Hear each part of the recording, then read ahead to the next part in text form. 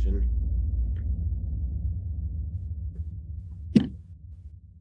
Session is now recording. All right, proper. So good day, guys. Welcome to another Charts is Visible. Okay, proper. Welcome to another Zoom session. This is probably Zoom session 13 or something. Hey, there's too many Zoom sessions. Too much knowledge is being shared, right?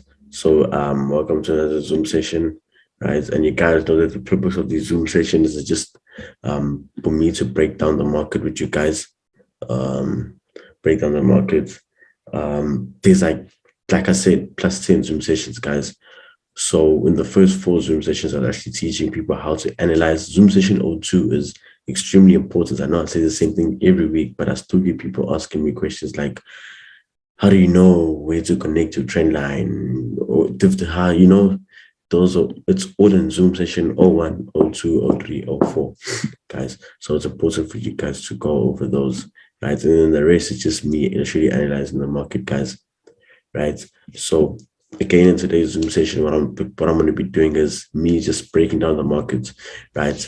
I'm going to try to save time. I'm just going to strictly analyze, straight analyze, and then I'll explain after analyzing. So you guys will literally just be like taking notes. This is how I learned from my mentor when he did his Zoom sessions. I literally just watch and be like, oh, okay, he connected on this, he did this, he zooms out this many times, stuff like that. So let me delete. So you all know on TradingView, when you guys open your charts, it's like this, right? So always zoom out 4 times. 1, 2, 3, 4. Reason why we zoom out 4 times is so that you can see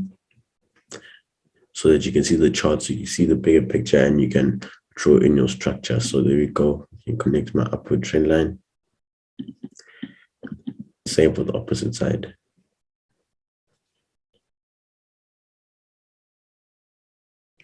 Same for the opposite side. Sorry about that. Where's my? So after that, I connect on my highs. There we go. Have my channel in, have my structure. So we do know that Nasdaq is shooting up because of this upward trend line, and we are anticipating it to shoot up all the way to the parallel trend line, to this trend line here, our parallel trend line, right? And then this is the point where we can expect sells to the downside, right? So we can see that, every day we're getting closer and closer to this trend line, right? Over here, this over here, right? And this is where we can actually anticipate a reversal, right? So there isn't really much else we can do on the daily time frame. So we go down to our 4-hour time frame. 4-hour time frame. Again, zoom out 4 times. 1, 2, 3, 4. Wait, sorry. 1, 2, 3, 4. Usually why we do this, guys, is so that we can see past levels. So we can see, okay, this is our previous high. There we go. Yes, we were anticipating a drop. We were anticipating a double top. We did get a minor double top, and then this is basically a triple top. Like basically, guys, this previous high is no longer this previous high is no longer valid because it's been broken. You can see that your NAS is shooting up impulsively, right? There isn't really much else we can. You don't want to spend too much time analyzing, drawing in this, all this, because you can see that current market price is too far from this zone. So just for the sake of keeping our chart clean, we delete this, right? Like this is correct. You can see support, resisted, broke, supported, but we just delete it just to keep our charts clean. I'm sure you guys noticed that my charts are always clean. It's because if that zone is not near current market price, I just like delete it, I just remove it just to keep the chart clean. So I'm going to remove this, right? Like today I'm explaining, the reason I explain that is because a lot of people ask me like, oh, didn't you see this? I'm like, yeah, I saw it, but I deleted it because I already have the picture in my head, but just for the sake of keeping my chart clean, I remove it, right? So we can see we have some higher lows over here. We have one here, another. So you can pretty much see we have something like this, right? But just for the sake to show you guys, just for the sake of showing you guys how I analyze, I'm going to remove this. I'm not going to jump any steps. So H4, basically going to present like, I don't see, it's not as clear, right? So then we go down to H1, right? H1, same thing, guys. You zoom out 4 times. 1, 2, 3, 4. Right now, we're just going to delete this because you can pretty much see that it's irrelevant, right? You should keep pressing this thing, right? So again, guys, what we're going to do, we're going to connect our trend line on our higher lows, right? So you can see, this is like you literally just fiddle, just mess around. You can see that, okay, nah, it's not that clean. Let's try over here. Okay, just zoom in a little bit. See if we can try something over here. See if we get something. There we go. We got this. So you can see first touch there, second touch. Let me just do this actually. Copy. Okay, no, wait. There we go. 2, 3. So you can see we got 3 touches, right? Okay. Whoa. Okay, you can see we got 3 touches, right? You guys all know third touch, that's our impulsive move, right? So as you can see, so that's why, let me just zoom in and just draw this a bit nicer. So there's actually our 4th touch, my bad. I can see that we have 1 here. First high low, second, third. Yeah, you can see third touch did wonders, guys. And then 4th. Come on, let's see. Go. Right. So you can see, like, the reason why Nasdaq is shooting up is because of this upward trend line, right?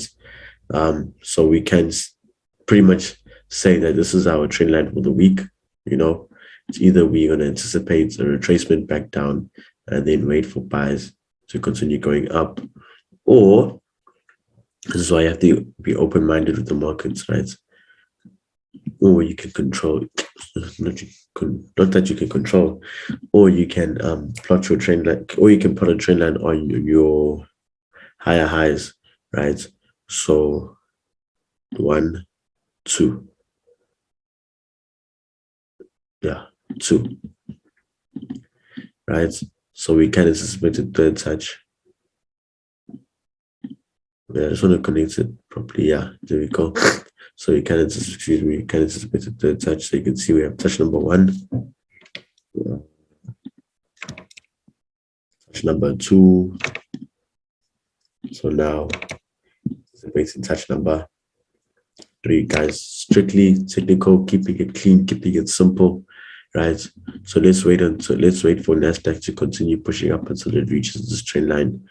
And if we get like some sort of wick rejection, if Nasdaq respects our trend line, like if we close below, if we get anything as doji, strong wick rejection, as long as this trend line is obeyed, then we can then anticipate sells. Right. So right now, when market opens, there's no trades valid on Nasdaq. No trade. Okay. No trades valid on Nasdaq. When market opens, we just simply have to wait for the market to push all the way up to this trend line, guys. Then we can anticipate sells, right? Yeah, other than that, there's nothing really. However, if the market decides to reverse right now as it is, you'll just simply have to wait for it to reach our upward trend line. Remember, guys, no touch on the trend line, no entry, right? So it has to touch either of these trend lines before you can enter. If it doesn't, then yeah, a lot of people are like, oh, but it dropped. Why didn't you give it out? Guys, like, it didn't touch my trend line. Why should I enter? So you need to be disciplined, right? So that's Nasdaq analysis. Did you guys get that? Just leave a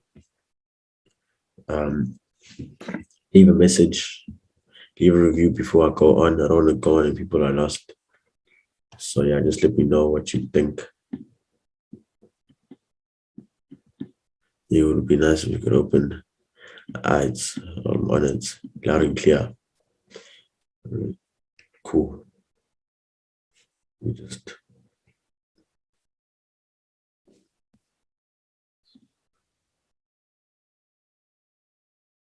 online mentorship, you know the vibes. Sharing this go online mentorship, you know the vibes, you know the vibes, you know the vibes. What about the retest? Retest on, I don't see any other retest. There's no retest I see. Retesting what? This high here, previous high here. You can see that it's too far. But I mean, yeah, I could retest. I'm not saying that it's wrong, but you can see that the structure is choppy, guys, you know? So I'll just rather wait for it to retest the trend line properly. So that's the clean. So I want to retest on the 3 higher highs. Over here, what 3 high? Let me see. Yeah, I mean, hey, there's no right and wrong, you know? We all have what we see. We all have our own viewpoints and how we look at the market. Like the first thing I saw when I opened this was this trend line here, you know. Yes, I saw this, but then I prefer this because it's bigger, you know, bigger picture.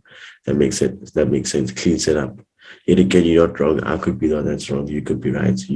I could be right. You could be wrong, you know. Forex is a game of probabilities. So that's Nasdaq.